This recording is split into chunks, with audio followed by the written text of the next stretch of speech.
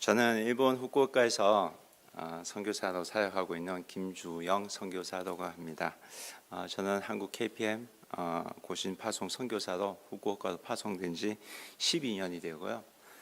일본에서 교회를 개척하게 된 지는 이제 8년이 됩니다.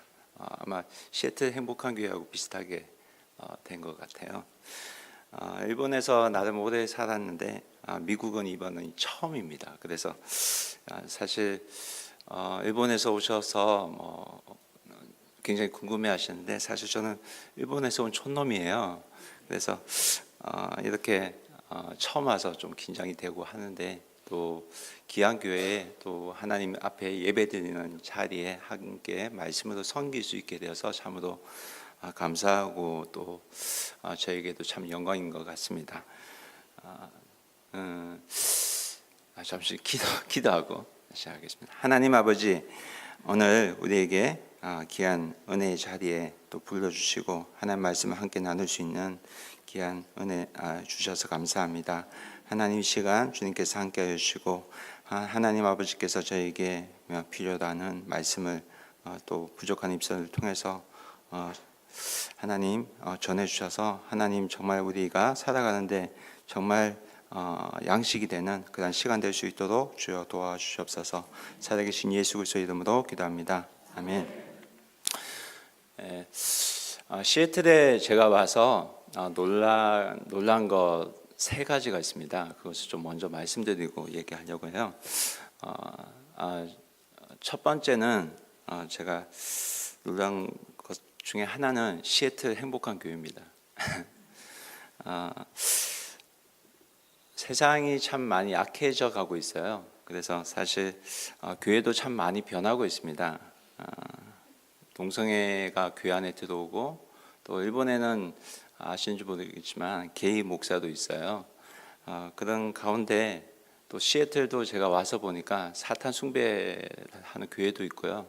참 이런 어려운 가운데 정말 하나님 말씀을 중심으로 해서 세워져 가는 교회가 있는 이 교회도 인도해 주시고 또 보게 하셔서 참 놀랐고 하나님 앞에 감사를 드렸습니다. 그리고 두 번째 놀란 것은 제가 시애틀에 대해서 처음 알게 된 것은 아주 옛날 영화인데 시애틀의 잠 못 이루는 밤, 그 영화를 제가 본 기억이 있어요.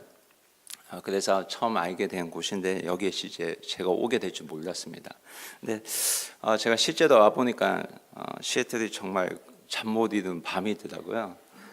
제가 시차 적응 때문에 잠을 참 쉽게 자지 못했습니다. 어제까지 사실 새벽 1시 반이 되니까 그냥 눈이 떠지더라고요. 한참 길게 잤다고 생각하고 눈 떴는데 제가 시계 보니까 5시길래 이제 새벽이 되겠구나 해서 책상에 앉아서 이제 말씀 보고 하는데 날이 안 밝더라고요. 봤더니 시간을 제가 잘못 봤어요. 2시 반이더라고요. 그래서 참 3일 동안 못 잤는데 어제도 못 잘까 싶어서 굉장히 고민하고 하나님 잠을 자야지 제가 내일 말씀 전할 수 있습니다. 하나님 잠 좀 재워주세요. 이런 기도를 제가 처음으로 좀 하게 된 것 같습니다. 그래서 감사하게 어제 푹 잘 수 있었고요. 오늘 앞에 설 수 있어서 또 감사했습니다. 또 한 가지는 제가 미국에 오게 되면서 저는 미국에 와서 일본 음식점에서 식사하게 되리라는 꿈은 생각도 못했어요.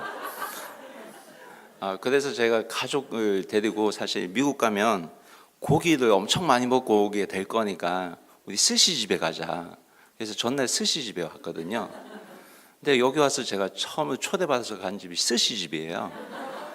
그래서 참 스시집에 가고 또 테리야끼 집으로 저도 또 안내해 주더라고요.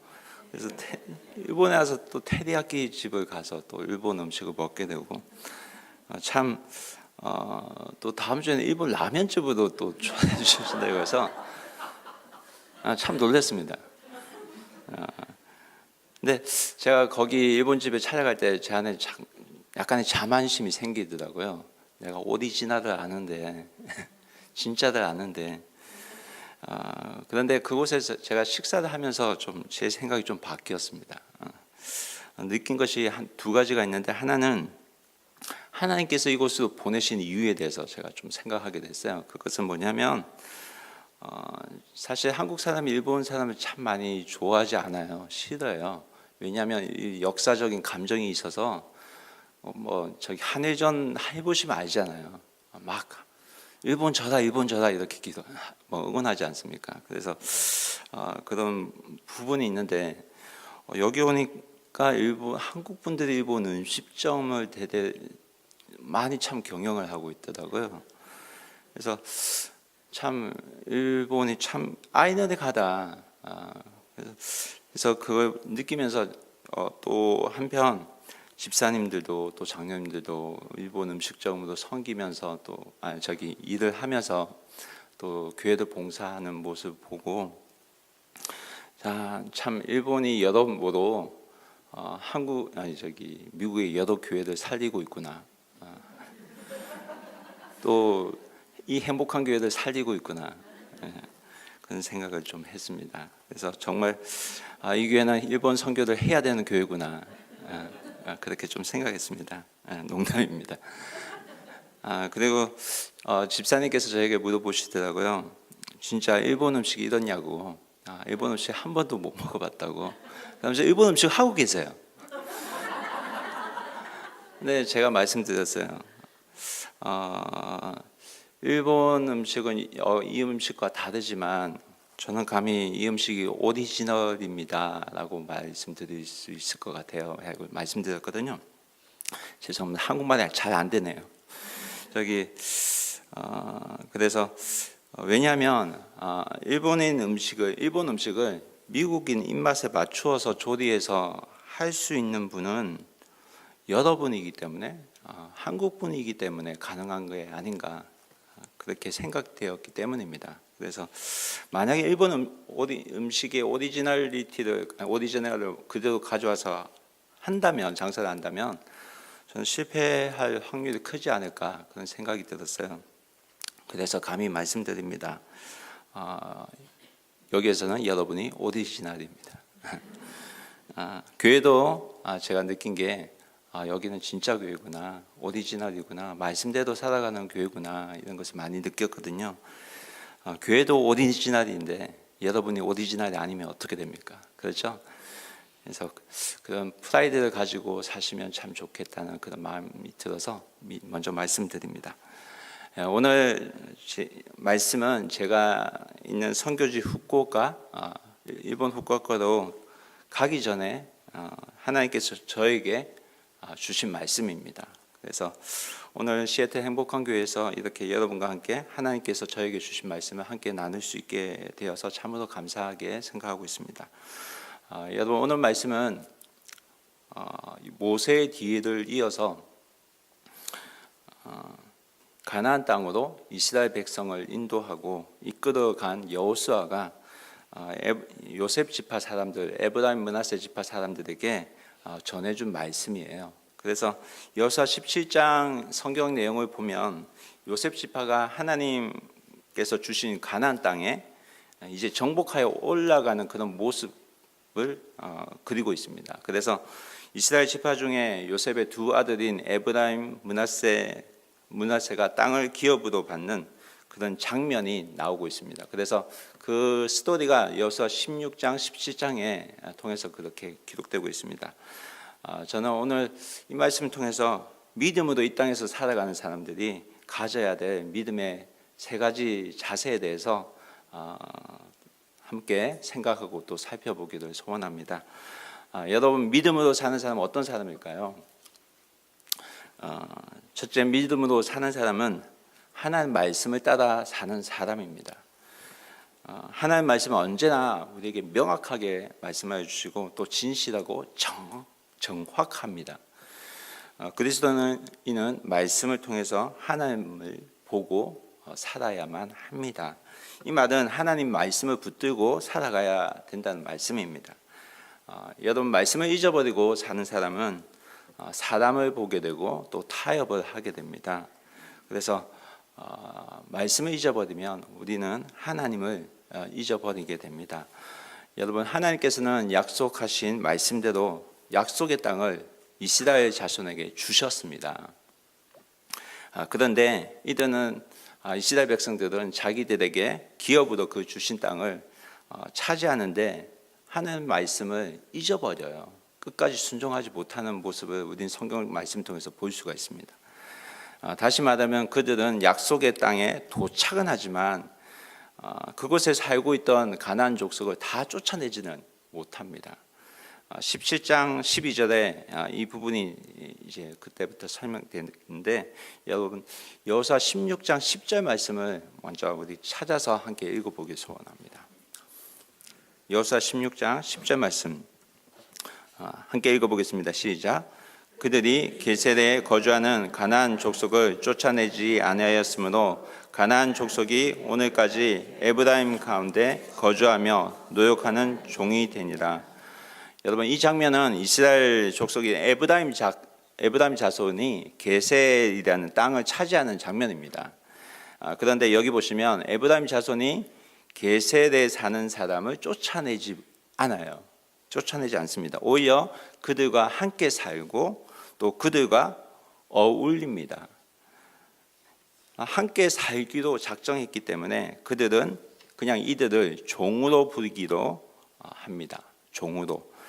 이것은 하나님께서 에브라임 자손에게 주신 그 말씀을 에브라임 자손이 순종하지 않고 이 그곳에 사는 사람과 타협하는 그런 모습을 우리에게 보여줍니다.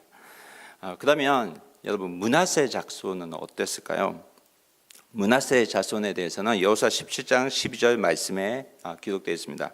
우리 찾아서 한번 읽어보겠습니다. 시작. 그러나 므낫세 자손이 그 성읍의 주민들을 쫓아내지 못하며 가나안 족속이 결심하고 그 땅에 거주하였다니. 여러분, 므낫세 자손은 어땠을까요? 오늘 말씀을 보면 므낫세 자손도 가나안 땅에 정착은 하는데 그곳 가나안 사람들을 쫓아내지 않습니다. 그런데 므낫세 자손이 가나안에 사는 사람들을 쫓아낼 생각을 안 하니까 오히려 가나안 사람들은 그 땅에서 살기로 그들이 결심을 해요. 그래서 그들과 함께 살게 됩니다.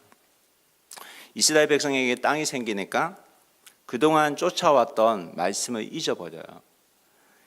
하나님 말씀대로 살아봤더니 편하다.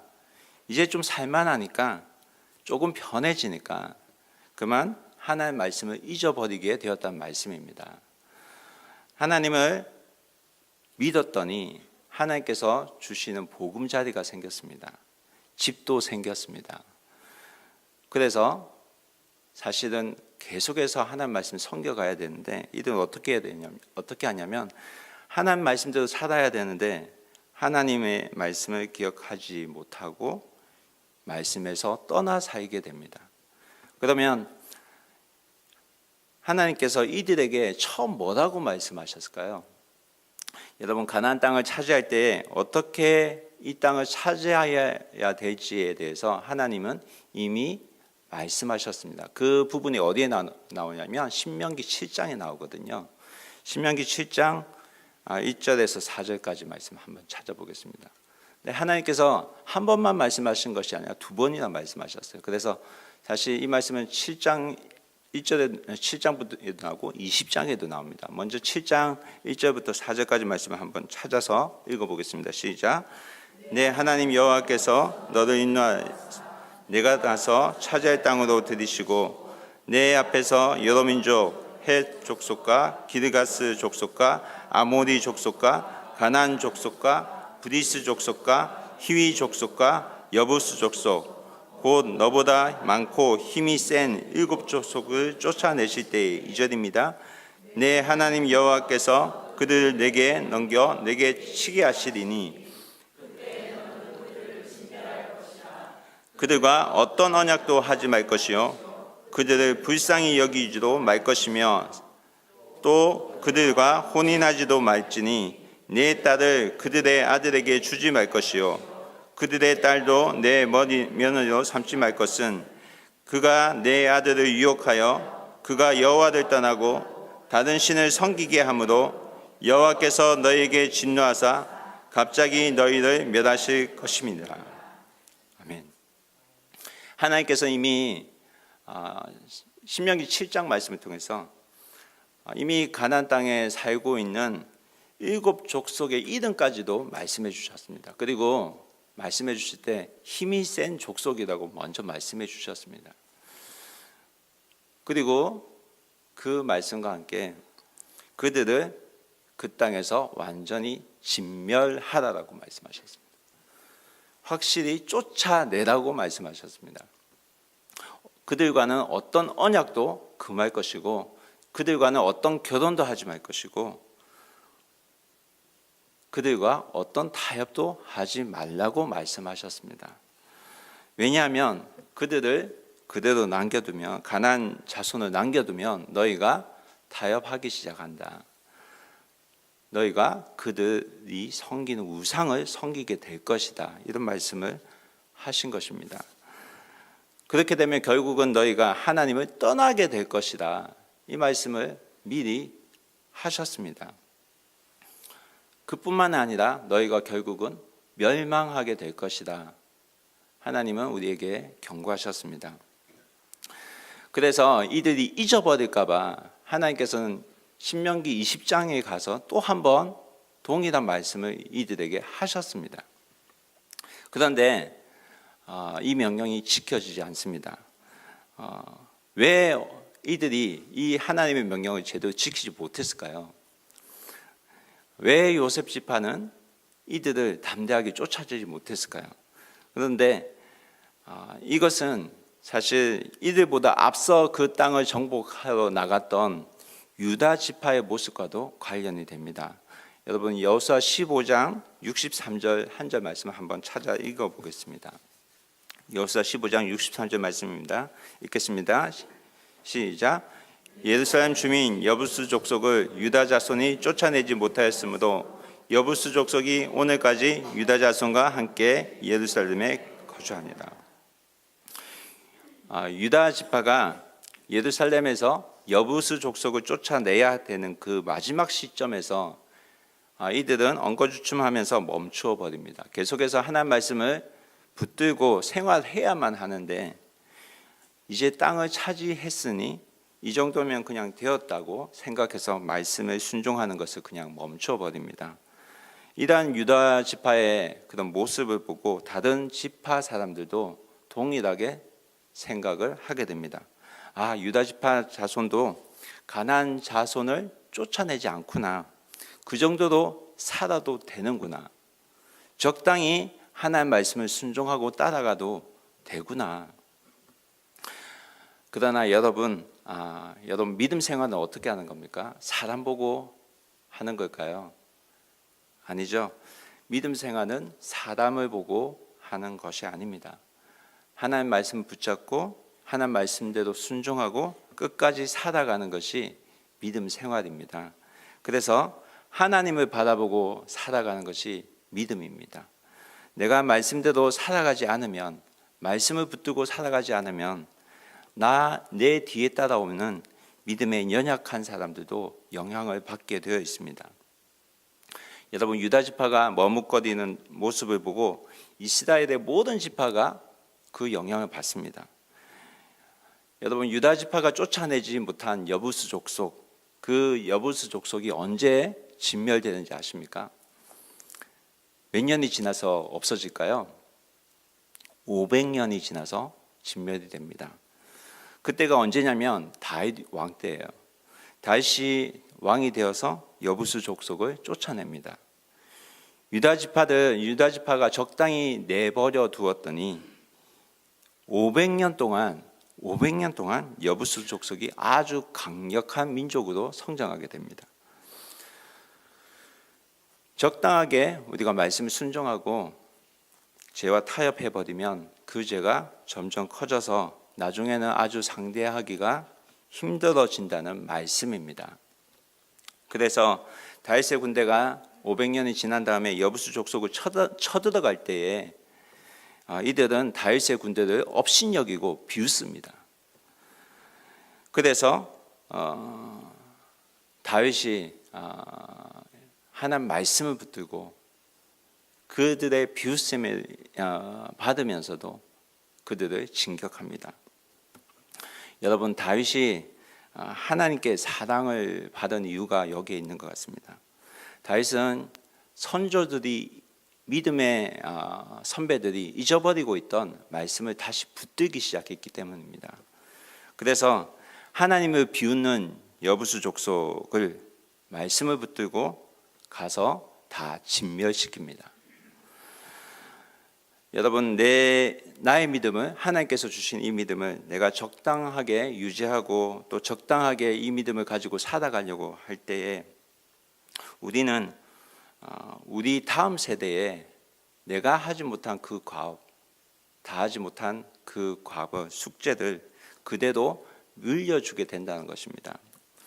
내 뒤를 따라오는 믿음의 가족들 그리고 혹은 내 자녀들이 우리 세대의 잘못된 믿음을 보고 따라하다가 결국 시험에 빠질 수도 있다는 사실을 저희가 기억해야 합니다. 그래서 먼저 믿은 자의 책임이 아주 큽니다. 그래서 먼저 믿은 자는 지금보다 뒤에 믿는 사람들을 항상 생각해야만 합니다. 내가 말씀대로 사는 것을 소홀히 해버리면 나를 보고 따라서 신앙생활을 하는 분들도 다 따라서 하게 됩니다. 여러분, 우리가 사실 말씀을 안 보고 살면 그냥 살 수도 있어요. 그러나 우리 자녀들도 말씀을 안 보고 살게 됩니다. 내가 기도를 안 하고도 살 수 있어요. 그러나 내가 기도를 하지 않으면 믿음이 약한 자는 그 모습을 보고 아예 기도를 하지 않게 됩니다. 믿음이 연약한 자는 말하지 않아도 보고 배웁니다. 여러분, 우리 자녀들도 우리가 말하지 않아도 부모의 뒷모습을 보고 다 배웁니다. 여러분, 우리의 모습이 어떤지, 하나님 앞에서 나의 신앙의 모습은 어떤지 정말 주의하고 생각해야만 합니다.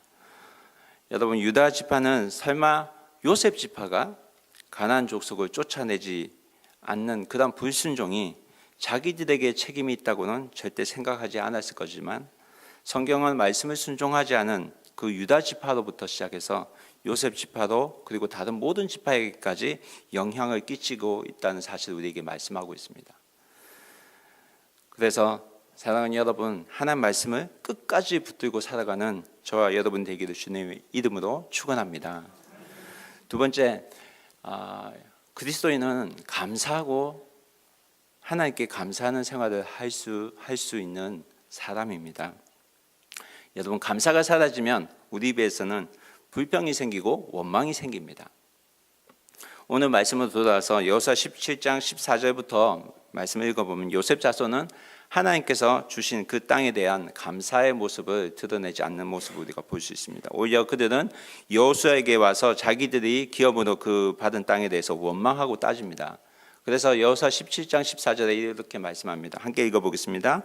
요셉 자손이 여호수아에게 말하여 이르되 여호와께서 지금 내게 복을 주심으로 내가 큰 민족이 되었거늘 당신이 나의 기업을 위하여 한 제비 한 분깃으로만 내게 주시면 어찌함이니까 하니. 쉽게 말씀하면 이런 겁니다. 하나님께서 내게 복을 많이 주셨기 때문에 나에게는 많은 땅이 필요하다는 겁니다. 사람은 많이 갖고 싶어 합니다.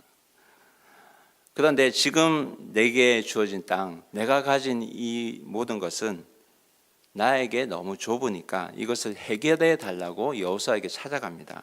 이것은 다른 말로 하나님 왜 나를 이 정도로밖에 취급하지 않으십니까? 이 정도로밖에 대우해 주지 않으십니까? 라고 하는 원망과 불평입니다. 내가 이렇게 많이 준비했는데, 내가 이렇게 하나님 앞에 많이 봉사했는데 왜 나에게는 이런 것밖에 안 주죠? 이런 원망과 불평입니다. 여러분, 이런 생각을 우리가 하게 되면 우리 입에서는 불평이 자연스럽게 나오게 됩니다.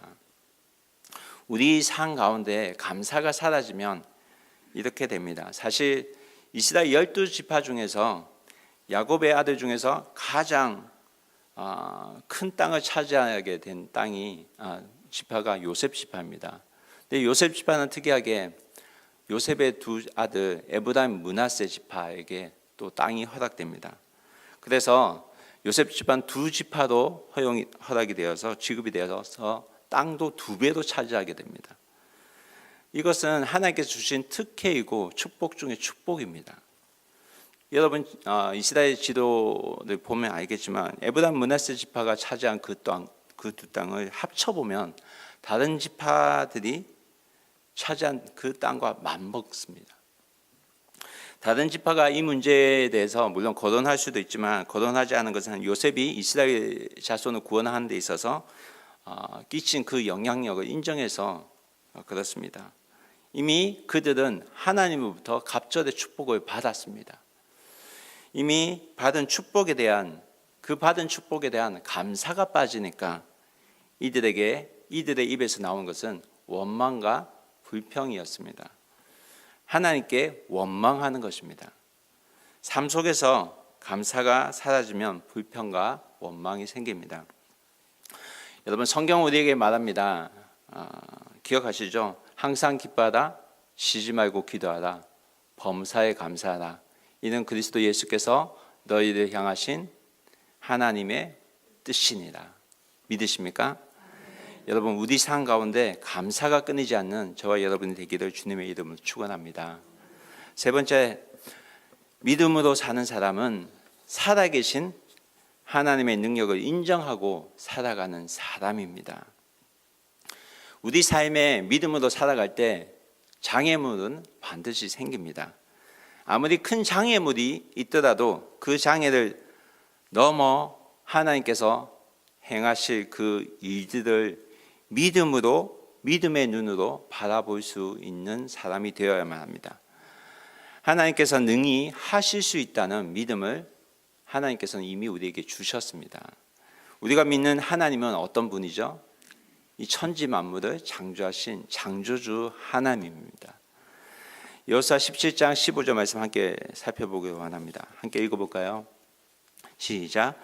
여호수아가 그들에게 이르되 내가 큰 민족이 되므로 에브라임 산지가 내게 너무 좁을진데 브디스 족속과 르바임 족속의 땅 삼림에 올라가서 스스로 개척하라 하니라. 여호수아는 요셉 지파에게 개척하라고 개척을 권면합니다.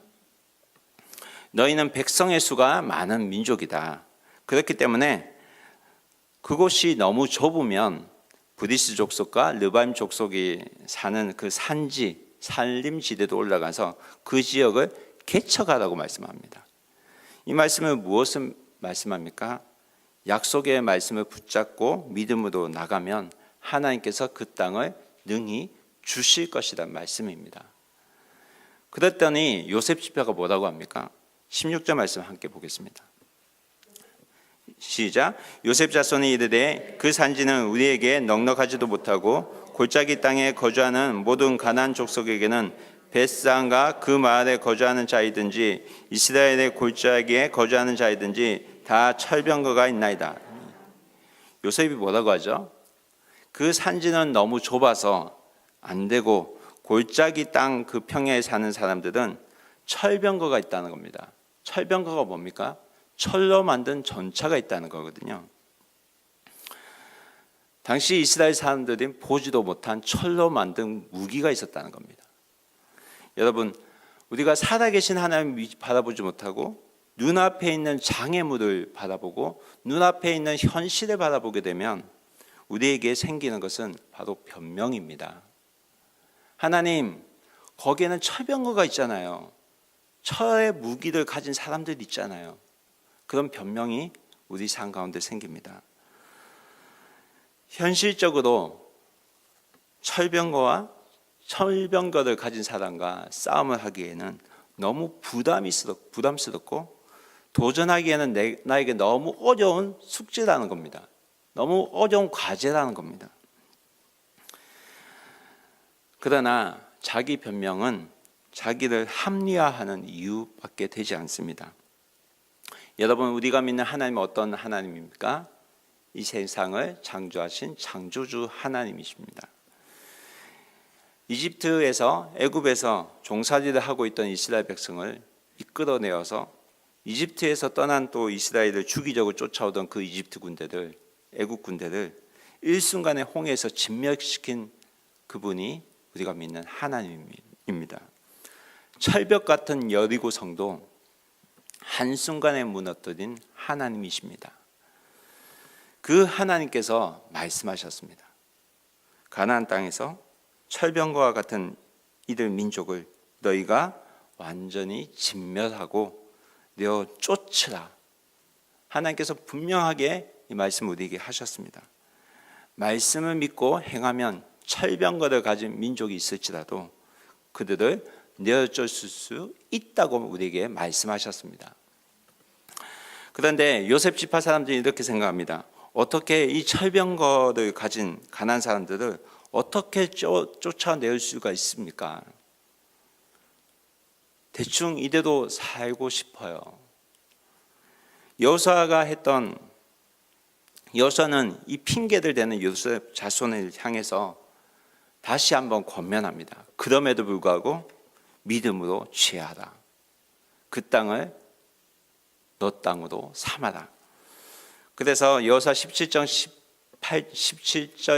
18절 말씀 함께 읽어보겠습니다. 함께 읽겠습니다. 시작. 여호수아가 다시 요셉의 족속 곧 에브라임과 므낫세에게 말하여 이르되 너는 큰 민족이요 큰 권능이 있은즉 한 분깃만 가질 것이 아니라 그 산지도 내 것이 되리니 비록 살림이라도 내가 개척하라. 그 끝까지 내 것이 되리라. 가나안 족속이 비록 철병거를 가졌고 강할지라도 내가 능히 그를 쫓아내리라 하였더라. 아멘. 말씀 믿으십니까? 오늘 우리에게 주신 말씀으로 받아들이기 소원합니다. 여러분, 개척이란 말을 사람들은 참 싫어합니다. 왜냐하면 개척은 어렵고 힘들 것이라는 생각을 하고 있기 때문입니다. 그러나 개척은 하나님께서 믿는 자에게 주신 능력입니다. 여러분, 개척이란 말은 히브리 원어로 보면 바라라고 합니다. 그런데 이 원어가 어디에서 사용되었냐면 창세기 1장에 있죠. 여러분 아시죠? 하나님께서 창조하실 때 그 단어를 동일하게 사용하셨습니다. 보이는 것은 아무것도 없지만 누구도 보지 못하는 것이지만 하나님께서 이루어 가시는 것을 보는 것이 바로 개척입니다. 내 주위에, 내 주변에 예수 믿는 자가 아무도 없더라도 믿음으로 내가 예수님과 함께 살기 시작하는 것이 개척입니다. 이러한 개척을 통해서 하나님께서 실제로 내가 살아있다 하시는 것을 우리로 하여금 경험하게 하십니다. 저는 찌바에 있는 일본 기독교 대학에서 신학 공부를 마치고 한국으로 들어가 고신 신대원에서 신학대학원에서 신학 공부를 다시 했습니다. 일본에 선교사로 파송받기 이전에 이미 일본에서 신학도 마쳤기 때문에 일본어 설교도 다 할 수 있었습니다. 제가 한국에 신학교에 들어가니까 모두가 저를 주목했습니다. 일본에서 왔다고, 일본에서 신학을 마치고 왔다고. 그래서 신학교에서 교수는 일본에서 왔다고 선교학회 안에 일본 선교 동아리에 장을 맡도록 저에게 권면까지 했습니다. 신대원을 마치고 저는 일본에 다시 파송이 될 때에 저는 모든 것이 다 준비된 곳에 갈 줄로만 알았습니다. 그래서 일본 전국에서 어디로 갈까 제 마음에 고민하고 또 기도하면서 기다리고 있었습니다. 그러던 가운데 제일 가기 싫었던 곳이 한 군데 있었습니다. 거기가 어디냐면 제가 선교지도 있는 후쿠오카였습니다. 왜냐하면 후쿠오카는 제가 한국에서 전도사 시절부터 목사가 되기까지 부산에 있는 교회에서 사역하게 됐는데 부산에서 학생들을 데리고 어린 학생들 데리고 가장 저렴한 가격으로 갈 수 있는 곳이 방문할 수 있는 곳이 어디냐면 큐슈 후쿠오카였습니다.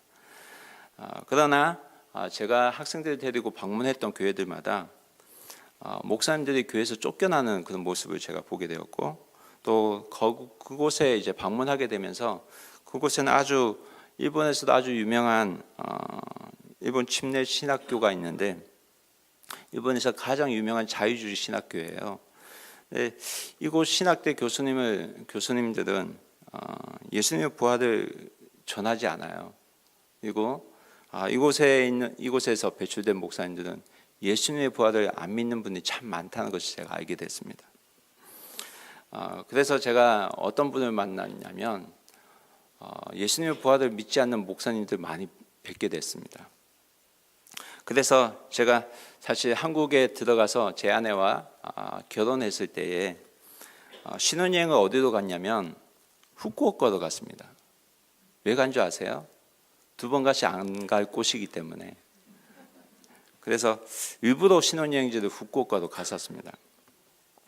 그러나 일본의 선교사로 파송되기 전에 어느 지역으로 갈지에 대해서 기도하는 가운데 제가 후쿠오카 땅에 도착했을 때 하나님께서 그날 아침에 제가 말씀 묵상을 하는 가운데 큐티를 하는 가운데 큐티 말씀으로 저에게 도전으로 주신 말씀이 오늘 여러분과 함께 나눈 말씀입니다.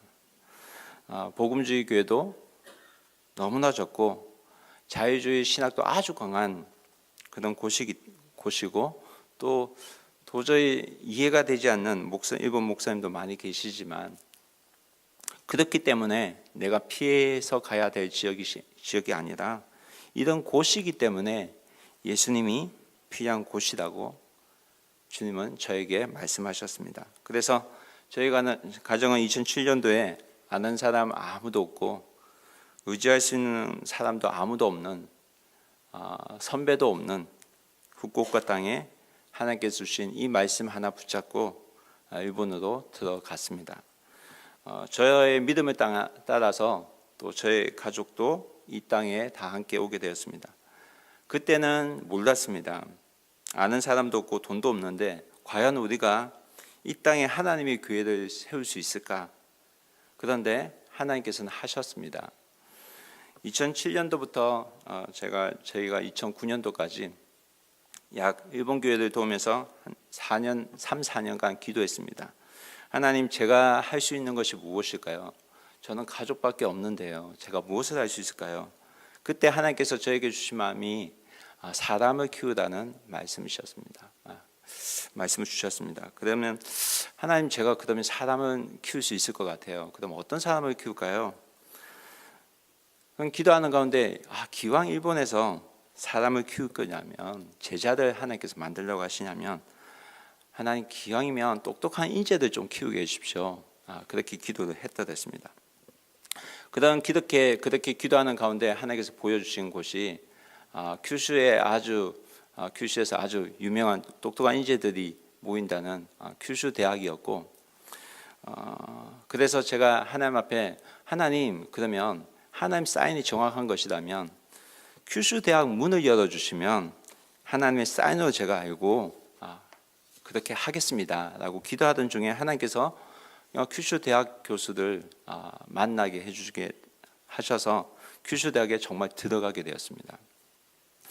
큐슈 대학에서 전 세계에서 온 유학생을 제가 만나게 되면서 큐슈 대학 기독 학생회를 함께 만들게 되었고, 이 학생들과 사역하는 중에 이 학생들과 모임하는 중에 학교에서 밤에 이 학생들과 성경 공부 언제 하게 됐냐면 보통 학생들 굉장히 열심히 공부를 해요. 그래서 시간이 언제 나냐면 밤 12시가 넘으면 이제 쉬는 시간이에요. 저는 이제 성경 공부를 언제 하냐면 이제 준비하고 밤 12시 맞춰서 이제 가는 거예요. 그때 교수가 퇴근하니까. 그럼 연구실에 가서 12시부터 이제 성경 공부하는 거예요. 그래서 이런 학생들을 접하게 되면서 학교에서 하는 게 한계가 있구나. 그래서 학교 근처에 이 학생들 데리고 함께 공부할 수 있는 장소가 필요하구나. 그래서 저희가 모임 장소를 찾던 중에 하나님께서 쓰러져가는 한 폐가집을 보게 하셨습니다. 그래서 이 집을 빌리게 하셨어요.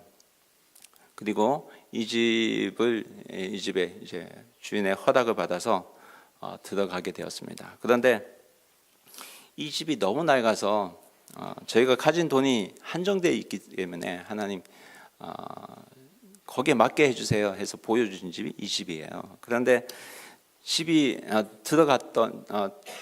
알고 들어갔더니 방 모습이 저렇게 되어 있었습니다. 근데 제대로 된 집같이 보이지만 사실 굉장히 그 타다미라는 바닥이 있는데 기울어져 있었어요. 들어가는 입구도 문도 안 열리고요. 그리고 뭐 화장실에 가니까 완전히 사람이 쓸 만한 장소가 아니었고요. 근데 저희가 가진 돈이 그것밖에 안 되었기 때문에, 그리고 저 아내가 기도하던 중에 하나님 공간을 주세요라고 했는데 원룸밖에 빌릴 수 없는 그 가격이었지만 하나님께서 보여주신 건 이 집에서 보여주신 공간이었어요. 그래서 이곳에 하겠습니다라고 해서 이 집을 하기로 했습니다.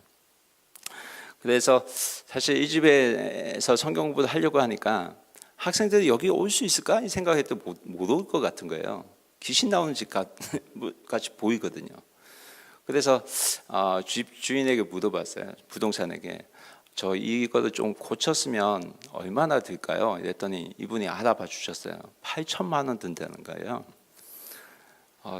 50만 원도 안 되는 집을 빌렸는데 8천만 원을 고쳐서 쓰는 건 아니잖아요. 배보다 배꼽이 크잖아요. 그래서 하나님 어떻게요? 하나님 어떻게 하면 될까요? 막 기도했어요. 그랬더니 하나님께서 저에게 어느 날 저에게 이런 마음을 주셨어요. 주영아, 너는 손과 발이 없니? 그래서 너 손과 발이 있잖아. 그래서 너가 하라는 말씀을 주셨어요. 그래서 제가 하나님께 따졌어요. 하나님, 가만 생각해 예수님께서 목수도 하셨더라고요. 근데 예수님, 사실 예수님은 부모님이 계셔서 아버지가 계셔서 가르쳐 주셨잖아요. 저는 가르쳐 줄 사람도 있고 못도 제대로 못 박았는데 이거 어떻게 할 수 있어요? 이랬더니 하나님께서 기가 막히게 또 목수 경험을 했던 이분 전도사님을 또 만나게 하셨어요. 그래서 이분과 함께 직접 수리하고 또 제 아내와 함께 고치게 하셨습니다. 그래서 이분과 함께 직접 수리를 해서 2011년 10월 17일에 개척 설립 예배를 드릴 수 있도록 하셨습니다. 그리고 하나님께서는 지금까지 일본인 두 분과 또 한국에서 오신 두 분이 세례를 받게 하셨습니다. 물론 이들 가운데는 지금 또 탕자가 되어서 지금 방황하는 분들도 계세요. 그렇지만 일본에서 만나는 모든 사람들이 거의 99%가 예수님을 모르는 분이지만 예수님을 믿기가 쉽지 않은 그 문화 속에 있기 때문에 교회에 나오기가 쉽지는 않습니다. 그럼에도 불구하고 하나님께서는 저희를 통해서 계속 하나님의 말씀을 먹이는 일을 하고 계시고, 지금도 후쿠오카 비전교회에서는 말씀 먹고 사는 교회 가족과 함께 지내고 있습니다. 여러분, 교회 기독 학생을 시작한 지가 이제 9년이 넘었습니다. 처음에는 유학생 한 명으로 시작했습니다. 그랬던 시작된 모임이 14개국 학생으로 모임을 가지게 되었고, 지금은 굉장히 많았을 때 저런 때도 있었어요. 지금은 또 이전과 동일하지는 않지만 활발하지 않지만 지금도 계속해서 기도 모임은 계속 가지고 있습니다. 작년부터 학교 캠퍼스도 교회 근처에서 이제는 완전히 1시간, 2시간 떨어진 곳에 이동하게 되어서 이전하게 되어서 어떻게 할까, 이제 그만둬야 될까 이런 고민하는 중에 하나님께서는 이제는 그 멀리서 학생을 저희 교회로 보내주셔서 이전과 같이 활발하지는 않지만 지금도 계속해서 캠퍼스에서 말씀 먹이는 일을 진행하고 있습니다. 사랑하는 여러분, 하나님은 살아계신 하나님이십니다. 지금도 여전히 주위에 예수님을 아는 사람이 아무도 없더라도 하나님의 말씀을 붙들고 예수님과 함께 사는 분들에게 지금도 하나님 살아계셔서 나와 함께 하신다는 사실을 우리에게 보여주고 계십니다.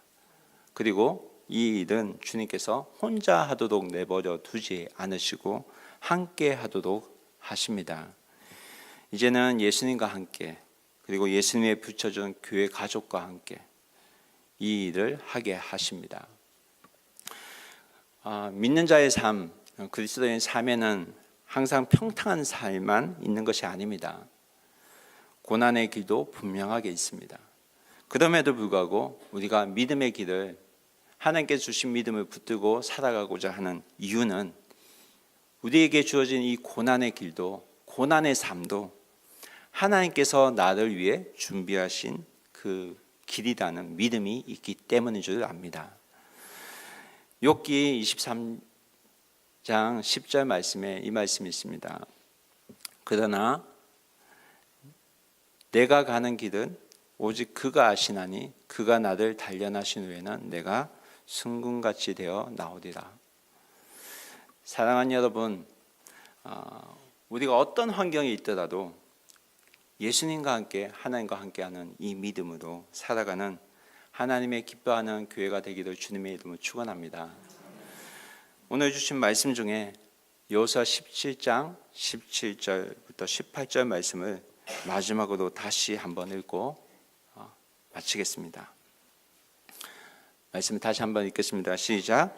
여호수아가 다시 요셉의 족속 곧 에브라임과 므낫세에게 말하이르되 너는 큰 민족이요 큰 민족이 있은즉 한 분깃만 가질 것이 아니라 그 산지도 내 것이 되리니 비록 살림이라도 내가 개척하라 그 끝까지 내 것이 되리라.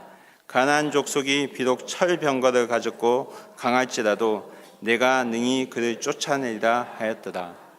아멘. 기도하겠습니다. 하나님 아버지 은혜를 감사합니다. 우리에게 주신 이 믿음으로 살아가는 이 믿음을 끝까지 붙들고 살아가는 사랑하는 주님의 가족 될 수 있도록 좀 축복하여 주옵소서.